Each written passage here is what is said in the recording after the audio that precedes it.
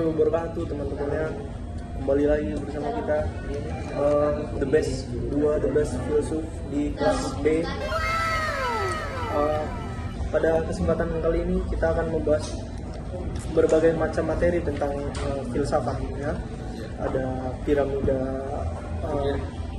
piramida berpikir, ada tentang epistemologi, ada tentang aksiologi, tentang apa lagi ya, objek-objek materi, terus hal-hal yang berkaitan dengan fisik sama metafisika, analogi, payung sebagai wahyu dalam mencari ilmu dalam ilmu filsafatan, dan berbagai banyak macam hal lagi ya. Nah, yang pertama-tama kita bakal membahas tentang piramida berpikir. Gimana menurut Bapak? Piramida berpikir itu kayak apa sih? Jadi piramida berpikir itu dia mempunyai 6 tingkatan. Iya. Dari yang paling bawah hingga paling atas. Betul. Tapi karena setiap orang berbeda-beda kan, jadi tingkatan piramidanya itu untuk setiap orang pasti berbeda-beda. Ada yang paling atas itu philosophy thinking, ada yang paling atas scientific thinking. Nah, kalau dari aku yang paling bawah itu mythology thinking, karena mythology thinking itu sama sekali nggak masuk akal, dan itu udah jelas namanya myth kan. Nggak mungkin ada yang namanya Centaurus. Kalian tahu Centaurus kan? Bukan Centaurus sih, lebih ke pokoknya makhluk, buntutnya itu ular, kepalanya kambing, badannya singa, kakinya kaki kambing. Itu kan nggak masuk akal, kayak masuk mythology thinking. Terus common thinking itu ya common, hal-hal yang common kayak kita makan, kayak apa kita berpikir. Terus ada masuk teologi thinking ini sebenarnya juga masih punya banyak dilema sih menurutku ya. Apalagi dengan aliran yang bersangkutan atau berorientasi tentang sekularisme, humanisme, terus ateisme dan semacamnya. Terus scientific thinking ini kenapa aku kasih nomor 5? Karena scientific thinking ini sangat berdasarkan fakta. Ilmu mereka itu nyata, dan banyak para saintis itu mereka menemukan teorinya sendiri, makanya mereka nggak mempercayai keberadaan Tuhan itu ada, karena mereka sudah merasa ya sangat pintar aja gitu. Dan yang paling terakhir philosophy thinking itu sudah di luar semuanya, sudah transcendental lah istilahnya. Kalau kamu kayak gimana tuh? Rangkaian piramida? Ya kalau aku sama juga punya rangkaiannya, cuma ya agak berbeda. Jelasin aja satu-satu ya, dan kenapa gitu. Ya. Jadi kalau yang paling bawah itu ada mythology thinking, karena sudah pasti itu berpikir secara fiksi, itu nggak pasti, kebenaran itu nggak ada. Ini cuma buatan para manusia zaman dulu. Lalu yang kedua tadi ada common thinking, sama. Jadi seperti berpikir secara ibrawi, apa yang kita lihat, apa yang kita rasa. Lalu di ketiga itu ada scientific, jadi kita berpikir dulu secara sains untuk membuktikan ini benar apa enggak, dan lalu tidak. Lalu yang keempat itu ada philosophy thinking, kita berpikir secara filsuf, dengan cara berpikir kita seperti ontologi, epistemologi atau aksiologi. Lalu yang kelima ada theology thinking. Nah, theology thinking ini berpikir secara ketuhanan, dari agama dan lain-lainnya, dan kepercayaan kita lah. Lalu yang keenam itu ada yang paling tinggi itu adalah logic thinking, karena semuanya harus dipikirkan itu secara logis guys. Jadi kalau tidak logis tuh nggak usah dipikirkan lah. Benar, betul sekali. Dan sejatinya manusia itu punya cara yang berpikir dinamis ya. Dinamis itu artinya apa? Dinamis atau statis. Dari pernyataan tersebut dapat disimpulkan bahwa manusia sering seiring berkembangnya waktu, cara berpikir kita akan selalu tetap berkembang juga. Jadi manusia itu positioningnya di setiap waktu pasti bakalan berubah-ubah gitu. Seperti yang Bu Nis bilang, pas masuk mereka agnostik gitu kan, keluar fanatik, atau sebaliknya gitu, setelah mempelajari filsafat tentunya. Apalagi ya mau kita bahas? Apa yang mau kita bahas di sini dong? Apa ya? Menurutmu tentang objek kah? Tentang apakah kita langsung loncat ke aksiologi atau ke cabang-cabangnya dulu, filsafat, epistemologi? Kita boleh ke cabang-cabang dulu. Cabang-cabang dulu ya. Jadi Western philosophy itu ada 3 cabangnya. Ya, apa aja? Ada ontologi, aksiologi, sama epistemologi. Yang pertama kita bahas itu ontologi dulu ya. Ontologi itu dapat diartikan sebagai ilmu yang mempelajari tentang hakikat dan keberadaan atau realitas. Jadi ontologi ini kayak film The Matrix gitu. Dia mempertanyakan realitas itu seperti apa ya. Ya mempertanyakan tentang jenis-jenis entitas, benda, objek, atau konsep suatu pernyataan mungkin kan, apa saja yang ada gitu di dalam orientasi ini, bagaimana wujud yang hakiki dari objek atau realitas tersebut, yang aslinya apakah kita ini hidup di dalam simulasi ya kan, atau kita ini cuman kayak di film MIB, kita cuman batu kerikil yang dimainin sama alien yang gede banget gitu. Ya kita tetap nggak tahu kan, kita aja nggak tahu sekarang kalau kita ini hidup sendiri atau ada makhluk ekstraterestrial yang mendampingi kita selama ini ya kan. Nah menurutmu kayak apa nih, ontologi ini menarik atau enggak? Kalau misalnya menarik, menurutmu apa yang buat menarik? Ontologi ini secara dasar kan apa? Ya, Kayak kita mempelajari kayak ini apa yang perlu dipertanyakan, kayak apa alasan kita bisa hidup, apa alasan kita bisa berada sampai sejauh ini. Sejauh ini ya, apa itu benar-benar pertanyaan yang sangat ya sakral dan bercabang-cabang itu kalau kita Cakupannya tanyakan luas. terus. Ya betul, cakupannya luas gitu ya. Terus kita masuk ke aksiologi ya. Aksiologi ini apa sih? Coba kamu bisa menjelaskan apa itu aksiologi? Aksiologi ini secara dasar Ini ada, kalau kamu boleh. mari Ini apa? aku aja yang jelasin. Ya. Jadi aksiologi ini menyelidiki hakikat dan manfaat yang terkandung dalam suatu pengetahuan. Jadi itu tuh berfokus pada manfaatnya pada suatu konsep, objek atau benda. Misalnya kayak gini kan, ini manfaatnya apa, substansinya apa, kita pakai substansinya untuk melihat, untuk membantu kita melihat, untuk dipakai di kepala gitu ya kan. Manfaatnya ya kita bisa melihat lebih jelas sama kacamata ini ya kan. Terus pulpen ya kan, pulpen kita pakai untuk menulis, kita pakai untuk yang menulis saya sih sebenarnya susah, ini bukan untuk makan ya kan, udah jelas bukan untuk makan, bukan untuk menyakiti orang ya kan, bukan gitu. Terus aksiologi ini juga masuk ke ranah etika ya, berfokus pada nilai kebaikan dan keburukan manusia. Jadi dengan aksiologi ini kita secara tidak langsung juga belajar tentang adab ya, gitu. Kita sebagai manusia pasti memiliki moral gitu kan, cara berpikir yang tidak feral kan. Feral itu istilahnya liar gitu, liar kayak binatang-binatang gitu. Binatang-binatang itu kan liar, mereka incest apa segala kan, terus mereka saling makan sama jenisnya gitu kan, ada juga. Terus mereka ya sangat-sangat cenderung merugikan ya bagi makhluk-makhluk lain gitu kayak. Dan itulah yang membedakan kita manusia dengan binatang gitu. Masuk lagi tentang apa ya, cara berpikir kita dengan Tuhan gitu. Kita nggak akan bisa berpikir bagaimana konsep Tuhan itu sebenarnya seperti apa. Kan kita nggak bakal bisa membuat kucing gitu berpikir kayak kita. Masa kita minta kucing untuk kerja gitu, terus kita mintain uangnya, kan nggak bakal bisa. Kita mau ngomong pagi siang malam ceramahin dia tentang aksiologi misalnya, ya dia nggak lebih dari miau-miau doang yang dikasihnya ya kan, ya gitulah. Terus kita masuk ke estetika, itu masuk ke nilai keindahan ya aksiologi.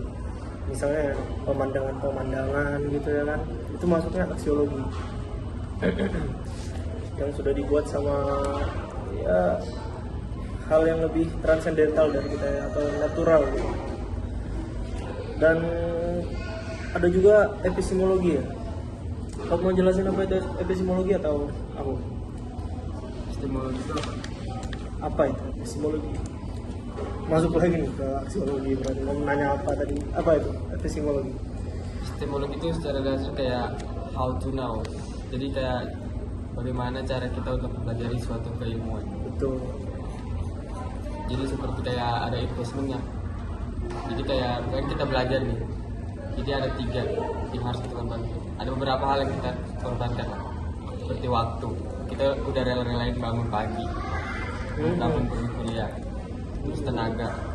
Kita harus jaga kesehatan kita agar kita bisa belajar secara maksimal. Jadi lalu yang terakhir ada pikiran. Jadi nggak mungkin kan kita belajar kalau pikiran kita nggak baru belajar itu. Mungkin kita belajar pikiran kita bisa kemana. Betul. Dan sumber pengetahuan dari epistemologi ini bercabang-cabang juga dia. Ada rasional, kita dapat sumber pengetahuan dari rasionalisme, empirisme, kritisisme, dan radikalisme. Kamu mau jelasin satu-satu atau aku?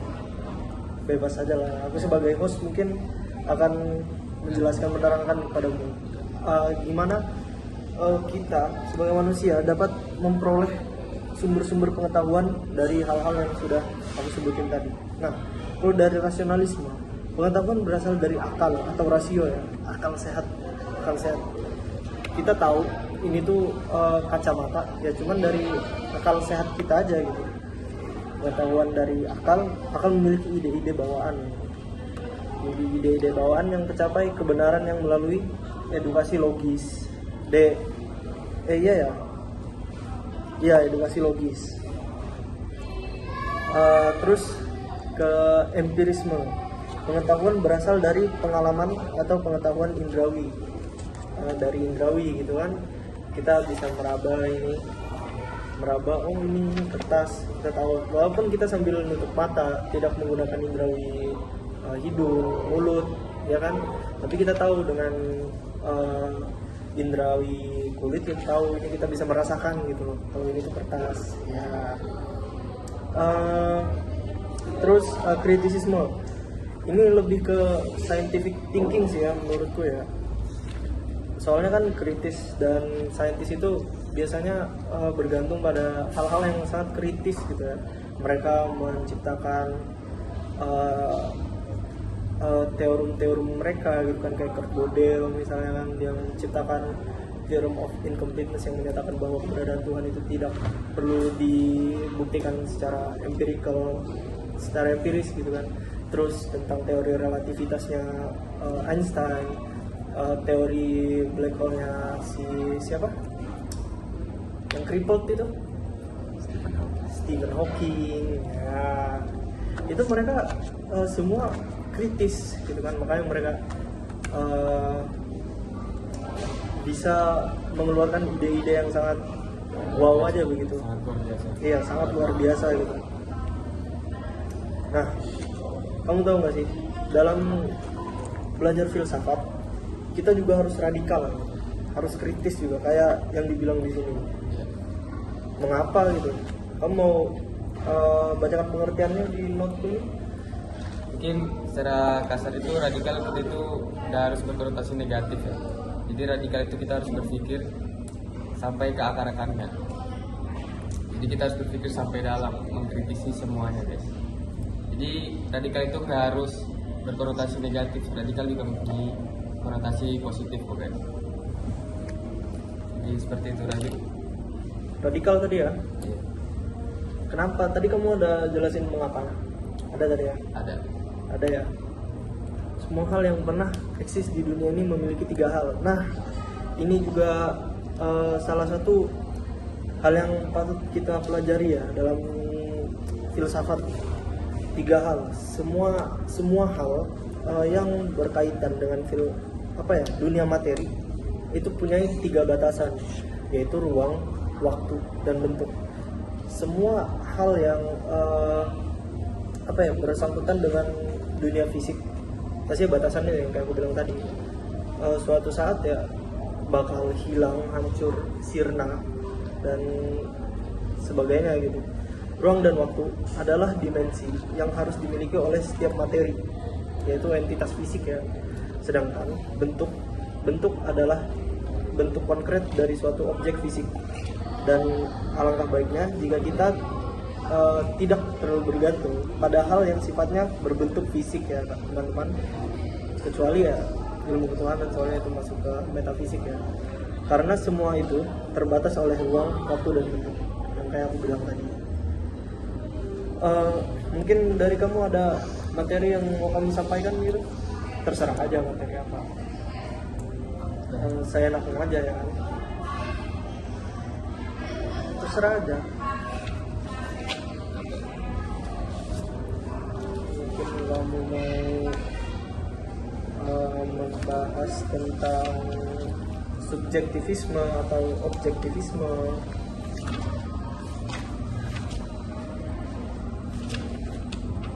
atau kamu mau membahas tentang analogi payung tadi, boleh juga. Oh boleh, dengan analogi payung. Analogi payung ya, Iya. boleh dijelaskan ya. Jadi analogi payung itu untuk para orang-orang. Jadi ada sebuah payung yang terbuka, dipegang orang. Itu tuh sebagai tools untuk menggunakan wahyu.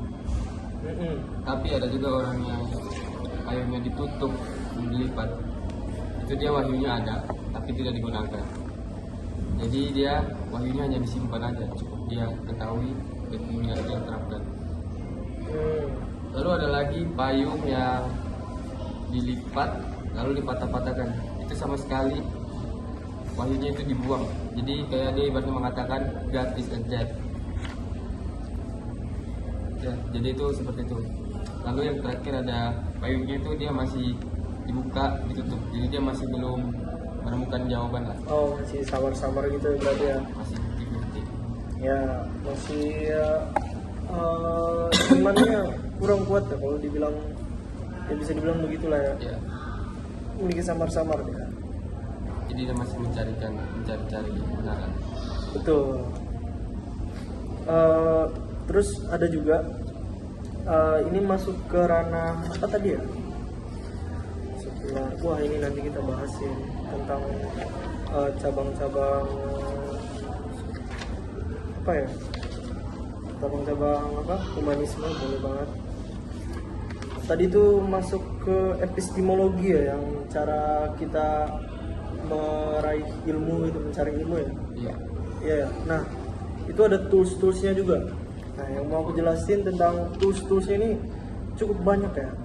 Ada wahyu, ada indrawi tadi yang aku bilang, ada akal, ada intuisi, dan miraculously juga ada otoritas gitu. Ilmu itu, mencari ilmu ya. Iya. Iya. Nah, itu ada tools-toolsnya juga. Nah, yang mau aku jelasin tentang tools-toolsnya ini cukup banyak ya. Ada wahyu, ada indrawi tadi yang aku bilang, ada akal, ada intuisi, dan miraculously juga ada otoritas gitu. Nanti aku jelasin satu-satu ya. Wahyu. Nah, pertama wahyu. Wahyu ini sebenarnya masih banyak berdilema ya sebenarnya. Wahyu itu soalnya termasuk hal yang tergolong metafisik ya. Dan tidak selalu menjadi sumber pengetahuan bagi manusia gitu. Nah, Karena setiap kepercayaan mempunyai wahyu yang berbeda. ya benar. Setiap kepercayaan itu punya wahyu-wahyu yang berbeda. Mereka memperoleh wahyu, ada yang duduk di bawah pohon selama 1000 tahun ya kan, terus dia dapat enlightenment gitu. Ya sebenarnya nggak masuk akal juga sih, tapi ya namanya juga kita merespek agama dan kepercayaan orang ya. Begitulah ya. Terus ada yang ya banyak lah. Kalian bisa cari-cari tahu sendiri ya. Wahyu itu datangnya berbagai macam. Terus indrawi. Nah, indrawi ini salah satu yang hal paling common ya. Gimana tuh kalau kita memperoleh pengetahuan dari indrawi? Dari apa yang kita lihat sampai yang kita alami aja. Kalau misalnya dari tangan gitu, coba dijelaskan pada viewer-viewer kita yang sangat luar biasa ini. Kalau dari tangan, misalkan ini ibaratnya nih indrawi kan, kita tahu ini sendok ada isinya. Jadi ini kita Sendok tumpah. tumpah. Tumpah ya. Ini tuh udah termasuk taman sinking, kita udah tahu ini bakal tumpah. Karena tadi posisinya seperti ini dan ini sini. Nah, Ini yang seperti itu. jadi tahu kita ya. Tisu produser. Iya. Terima kasih banyak ya. Bakal.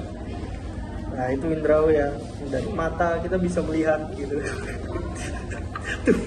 Tumpah sedikit ya guys ya. Kalian kalau sudah nonton sejauh ini, tolong like, subscribe, share ke mama kalian, ke tante kalian gitu. Dan share ke mama kalian, ke adik kalian, ke tante kalian, boleh banget.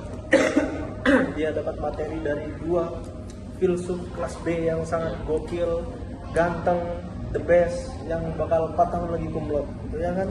Dion dulu. Ya, lulus 3,5 tahun. Balik lagi ya guys ya, ke sesi 2 kita. Tadi di sesi 1 kita berakhir di pembahasan tentang tools ya. Dan sekarang di sesi 2 kita ditemani dengan teman saya ini, juga the best Siapa filsuf. namanya? Coba perkenalkan diri. Halo, perkenalkan nama aku Vanessa Nadira Wilona, biasa dipanggil Vanessa. Vanessa ya. Vanessa. Filsuf kita the best ya, the best filsuf. Nah, Vanes, dari menurutmu apa nih yang mau kita bahas nih di sini? Apa tuh? Kamu Kasih mau tahu nggak? dulu dong. Apa aku Kita- nggak tahu? Ada cara-cara kita mendapatkan pengetahuan. Kalau mau jelasin Nes? Kayak apa Nes? Aku mau tahu. Mau tahu ya? please, How we know. jelasin ya. Nah, tadi itu kita sudah di sesi pertama kita sudah masuk ke Indrawi dan Wahyu ya. Sekarang kita masuk ke akal. Oke. Manusia memperoleh ilmu melalui akal sehatnya sendiri ya. Itu gimana tuh Top? Dari akal tuh gimana? Kita memperoleh ilmu dari akal sehat kita. Akal tuh kita kayak ibaratnya mencerna pengetahuan kita lagi dan mengkaji lagi pengetahuan. Mengkaji. Kita mengkaji lagi, misal kita dapat informasi nih, akal kita bekerja nih. Piccolo, oh ini pulpen, menulis kan substansinya ya. Sedikit trouble guys. Ada sedikit trouble. Terus habis akal ya yang sudah dijelasin tadi, muncullah intuisi kawan-kawan. Oh, intuisi. Apa itu? Nah, intuisi itu kalau dimana misal kita udah pintar banget, terus logika kita itu udah tajam banget juga, muncullah intuisi. Intuisi itu kayak misalnya di belakangku tiba-tiba nanti ada orang, aku nebak-nebak aja gitu. Intuisi itu lebih ke nebak-nebak gitu. Ya, Karena kita feeling itu buat sudah gitu. ya feeling gitu kan, feeling. Karena ya kita sudah terbiasa aja gitu, kita sudah tahu apa yang bakal terjadi 80% at a time gitu kan. Tarot ya? Atau Tarot, apa? bisa juga tarot. Oke. Tarot, intuisi tarot. Tapi sebenarnya tarot itu lebih ke wahyu sih sebenarnya. Wahyu lebih ke tapi wahyu. Tapi masuk juga nggak di tarot? masuk juga. Wahyu yang sedikit melenceng gitu ya. Oh. Iya. Semimit. Iya, gitulah ya. Semimit. Oke. Ya tadi di intuisi ya. Langsung ngerti aja gitu. Intuisi itu juga kadang-kadang 90% akurat ya kawan-kawan ya. Kayak feeling kuat ya guys. Benar-benar. Seperti anjing pelacak. Anjing pelacak. Nah, Oh. terus Ya, ibaratnya kita main bola itu kan, terus ada kiper sama Ada kiper. jadi ada penalti. Pasti kiper ini harus punya intuisi dan buat dia bisa menggagalkan penaltinya. Oh iya. Wih. makanya dia langsung Keren, loncat keren. gitu kan. Iya. Loncat ke kiri, ke kanan, kemana kan. Kalau dia diam aja itu berarti dia kenapa?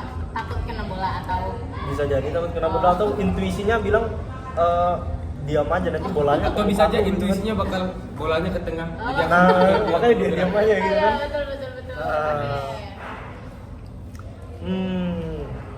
Nah, aku mau bahas ini nih. Kemarin itu kan aku diajak Ibu Unis sedikit cerita ya kawan-kawan ya. Yang aku sama Nior atau Ubaidillah ya.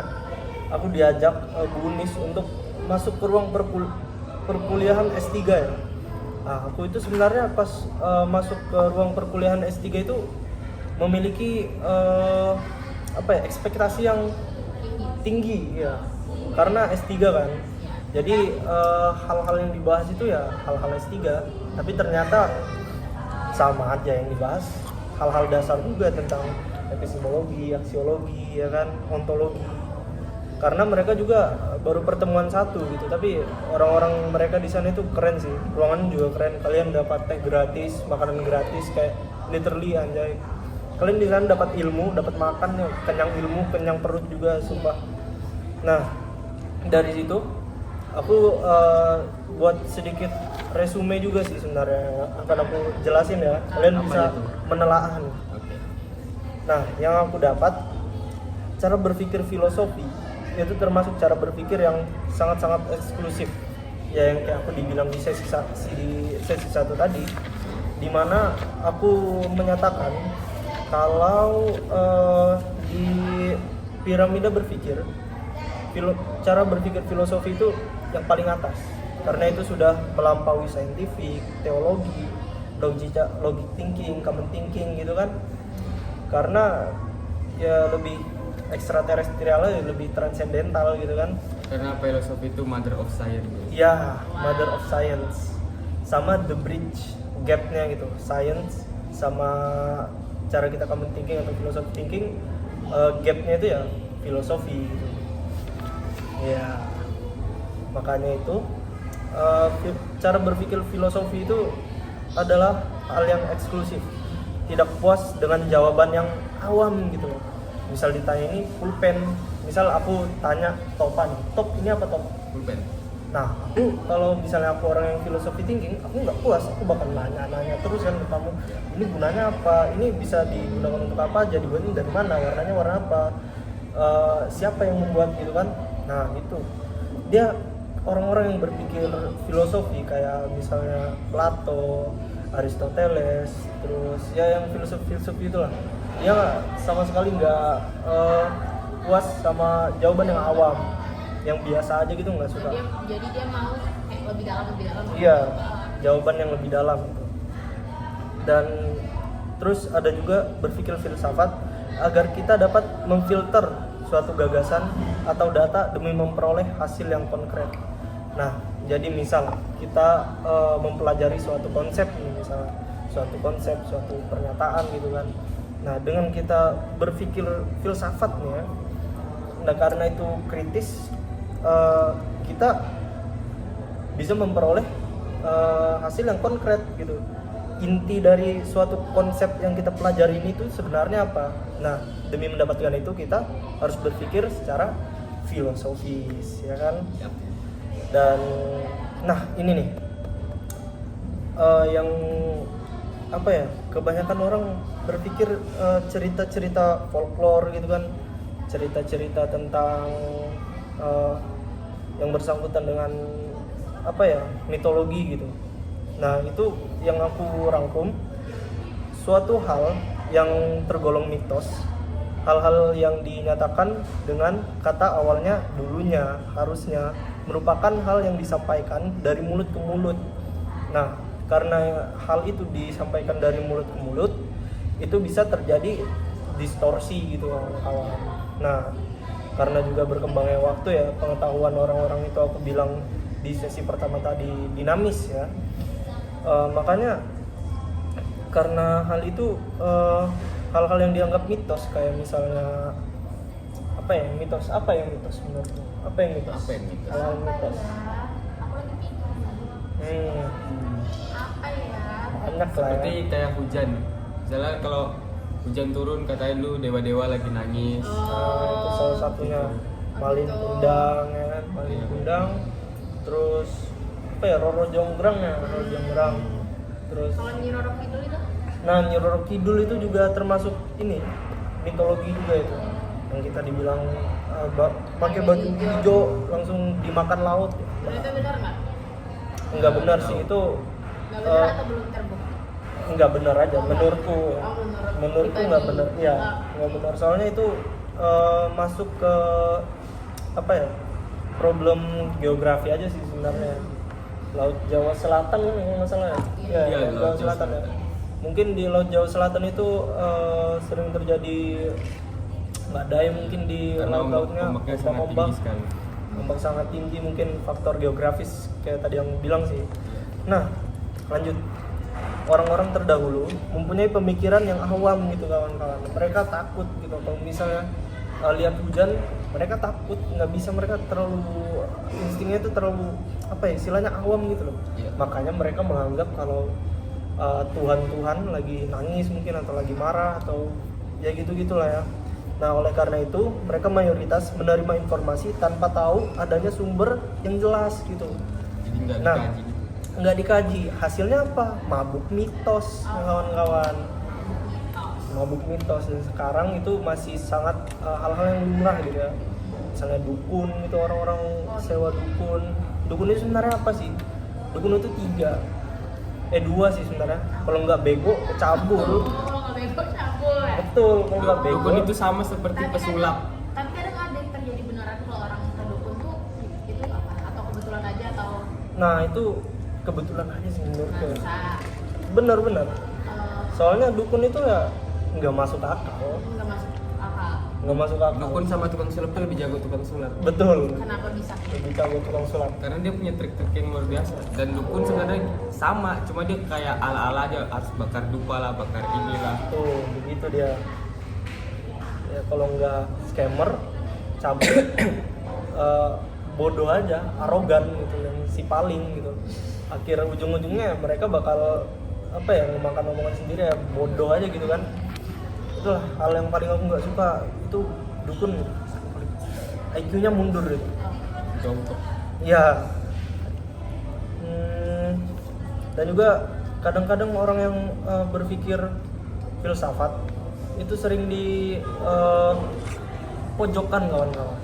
Seperti Pythagoras ceritanya Pythagoras kan, dia menentang doktrin gereja waktu itu. Doktrin gereja yang bilang kalau bumi yang dikelilingi matahari, bukan matahari. Iya ya, Balik gitu. kebalik ya. Oh, nggak apa-apa. Nggak apa-apa ya, sebaliknya gitulah ya. Doktrin gereja bilang bumi yang di apa? Coba bantu. Gimana sih? Bantu. Gimana tuh? Bumi yang Apa? bumi itu yang mengelilingi matahari, bukan matahari yang mengelilingi bumi. Iya, Oh. tapi Nggak apa-apa, it's okay. it's okay ya. Iya. Ada flow gitu Iya. sedikit, Kita santai aja. santai aja. Non-formal. Masih ada non formal ya kan. Oke. Apa tadi? Nah, iya, doktrin gereja. Padahal si Pythagoras betul gitu, tapi ya mereka karena doktrin gereja merasa paling wah gitu kan, paling eksklusif ya, jadi dibilangin bodoh si Pythagoras, padahal dia betul gitu. Gitu. Apalagi yang kita bahas? Apalagi kita Udah nggak sih? Udah. Udah. Atau lagi? Lagi. Masuk ke sesi 3 ya. Oh, lagi. Penutupan dulu. Kita break sebentar, kita masuk ke sesi 3. Oke. Kak. Oke, kita kembali ke sesi 3. Kali ini kita akan belajar tentang apa, Vanes? Tentang apa mana? Dan hilir. Nah, Kita hulu dan tanya dulu hilir. apa itu hulu dan hilir? Coba jelaskan Apa sih tuh? tentang hulu dan Jelaskan hilir. dong. Jadi hulu dan hilir tuh gini. Hulu itu tuh sumber. Hilir itu tuh kayak penerapan sikap kita. Tanya dong, kasih contoh kayak apa? Kayak kok diem sih? Ya, Contohnya contoh dari dong. hulu dulu. Contoh Jadi dari hulu contohnya dan tuh hilir. kayak hulu tuh misalnya kayak orang tua kita gitu kan. Mereka itu tuh kayak masih tahu kita yang baik-baik. Bener nggak sih? Iya, Ya benar, otomatis benar. ntar kita tuh hilir kita itu jadi ikut baik juga. Ikut baik ya, ya. tapi kalau dari awal hulunya udah mencong, itu Mencong. kita mencong juga. kayak Mencong gitu. juga. Apa yang ditanamkan itu yang kita tua Iya. ya. Oh, Betul. sangat luar biasa. Sangat luar biasa Vanessa oleh Kau nggak bilang penyampaian makasih? materinya. Iya, Terima terima kasih kasih, banyak Vanessa. ya. Sama. The best host ya. Hmm. Ada lagi sih hal yang mau aku bahas nih guys. Nah, ini masuk ke semua hal yang pernah kayak ini. Semua hal yang pengetahuan ilmu itu epistemologi kayaknya ya. Objektif, subjektif itu masuk apa tuh? Menurutmu? Subjektif. Masuk ke cabang filsafat apa tuh? Epistemologi nggak sih? Iya, karena Epistemologi berdasarkan ya. realitas. Betul.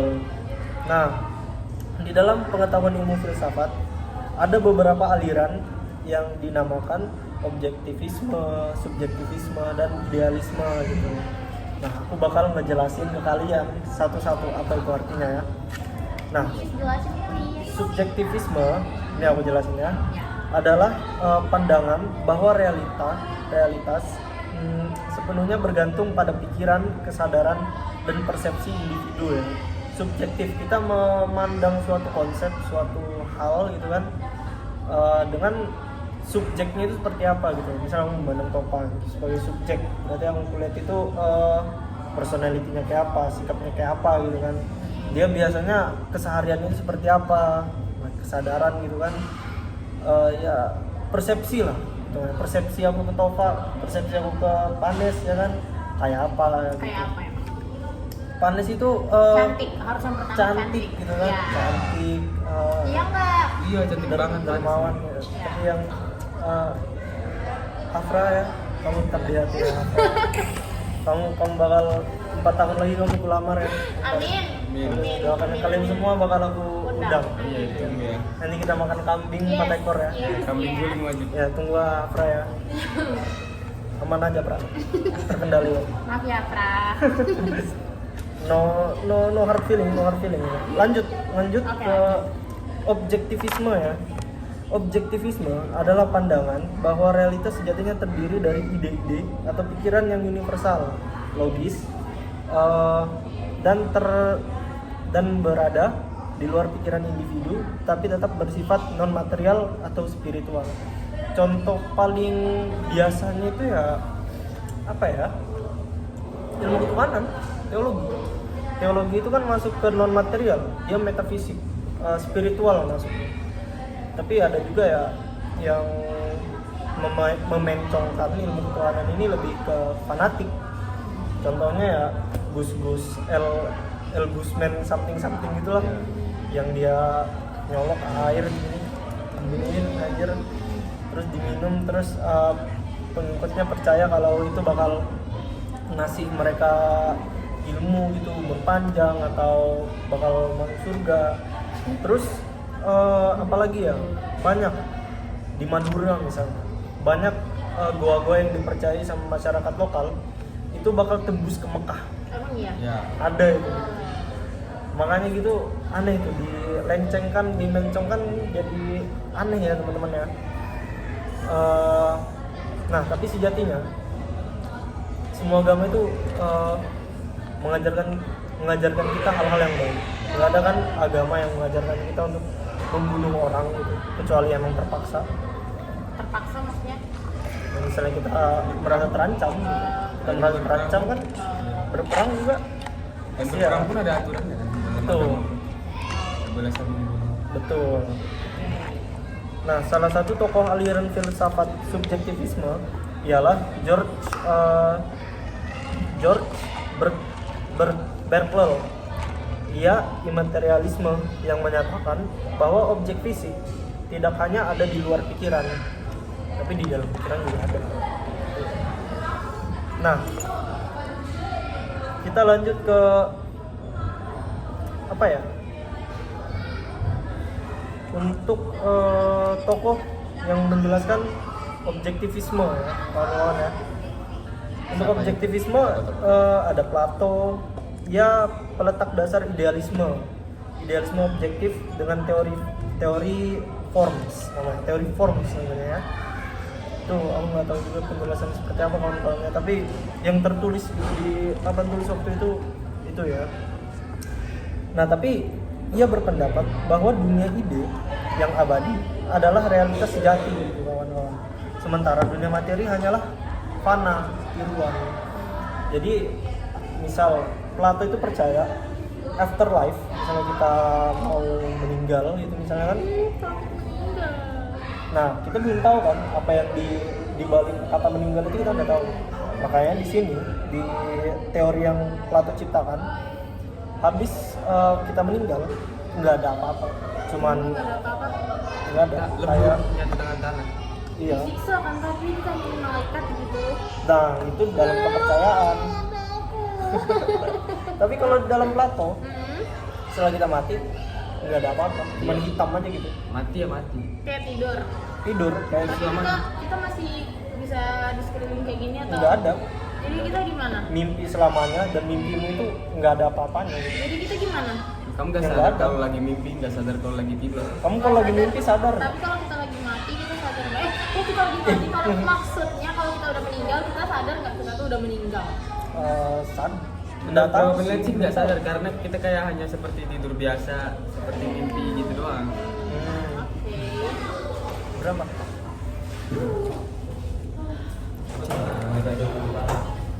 Eh, terus ada lagi nih. Apa tuh? Kita masuk ke epistemologi ya. Epistemologi cabang filsafat yang mempelajari tentang pengetahuan tadi, tapi aku akan membahas lebih rinci aja gitu sebenarnya ya. Nah, objek kita mengetahui objek itu dari mana sih sebenarnya? Ada dua, ya kan? Dari pengetahuan Dari pengetahuan sama pengalaman. satu. Kalau dari pengetahuan tadi itu yang aku jelaskan gitu ya, subjektif, objektif. Nah, kalau dari ranah subjektif ada lagi akarnya, itu internal sama eksternal. Internal sama eksternal itu kayak apa sih? Kamu bisa jelasin nggak? Kita mendapatkan pengetahuan dari subjektif yang bersifat eksternal, itu kayak apa? Eksternal itu gimana? Aku masih kurang paham sih jujur. Kurang paham jujur ya? Ya. Mau aku jelasin? Mau. Boleh. Dari eksternal itu kita dapat pengetahuan misalnya dari berburu misalnya. Dari apa? Guru, kita dijelasin guru gitu kan dari faktor eksternal ya kan. Menuntut ilmu gitu ya. Kita baca buku dari eksternal, kita dapat ilmunya dari buku kan ya. Iya. Nah, terus apa lagi ya, dari indrawi itu juga eksternal. Indrawi, sorry, wahyu. Iya, maksudnya aku wahyu tadi makanya kok indrawi gitu. Betul. Kalau dari internal itu lebih dari indrawi yang aku bilang tadi. Kita merasakan, kita melihat, kita mencium, kita ya gitulah, semua yang bersifat dari indrawi itu internal. Terus experience dari pengalaman. Iya. Nah, pengalaman itu dari pengalaman sendiri ya, internal tadi, atau pengalaman orang lain dari eksternal gitu. Nah, kalau dari diri sendiri yang kayak aku bilang tadi agak muter-muter nih sebenarnya ya pembahasannya. Ya kita lanjut aja lah gitu kan. Ya, lanjut. Aja lah. Sumber pengetahuan dapat diperoleh dari kelima panca indera tetapi terlimitasi, aku bilang tadi ya.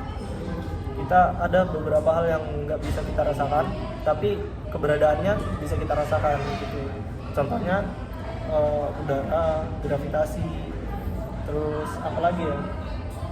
Ya berbagai banyak macam hal lah. Tapi yang paling common itu gravitasi sama udara tadi. Kita nggak bisa lihat, kita nggak bisa ngerasain, tapi kita tahu, kita bisa merasakan. Nah, Oke. jika panca indera jadi panca indera kita disfungsional, kita dapat mengandalkan apa? Menurutmu apa? Misalnya kita nggak punya panca indera, Kita nggak punya panca indera. nggak punya panca indera, kita nggak bisa melihat, kita nggak bisa mencium, merasakan nggak bisa. Merasakan. Kayak gimana menurutmu? Kita pakai apa? Kita kayaknya sih pakai akal. Betul, pakai akal, pakai rasio kita ya, pakai akal. Nah, ketika jawaban indrawi tidak dapat diperoleh, maka rasio yang akan turun tangan ya kawan-kawan. Nah, ini yang intuisi tadi. Aku akan menjelaskan lebih detail itu kayak apa sih intuisi. Ketika manusia sudah menguasai pengetahuan melalui panca indera dan rasio, mereka akan bisa memperoleh pengetahuan melalui intuisi. Kayak aku bilang tadi, mereka langsung tahu aja gitu pakai intuisi.